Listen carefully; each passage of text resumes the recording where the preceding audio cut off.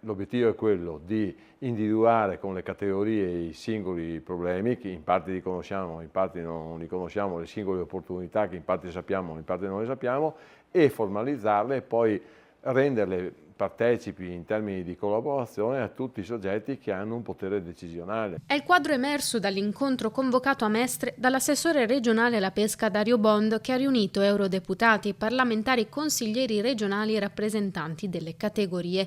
La crisi della pesca nell'Alto Adriatico ha raggiunto ormai un punto critico e istituzioni e operatori del settore cercano risposte urgenti. Il distretto Alto Adriatico, ma soprattutto il Golfo di Venezia, che vede per i cambiamenti climatici in ginocchio la molluschicoltura innanzitutto, sia delle lagune che del mare. Ha visto dal 2023 in poi tutta una serie di eventi climatici che hanno messo in ginocchio un settore che a dir poco conta 500 milioni di euro l'anno. Dobbiamo unire le forze in un momento molto particolare e anche delicato della pesca e del distretto dell'Alto Adriatico. Una crisi senza precedenti, l'ha definita l'assessore Bond, che colpisce contemporaneamente ambiente, economia e lavoro, annunciando così la prossima istituzione del tavolo interistituzionale sulla pesca, un organismo che sarà formalizzato dalla giunta regionale e che avrà il compito di riunire con continuità tutti i soggetti coinvolti per individuare interventi concreti e immediati. Un tavolo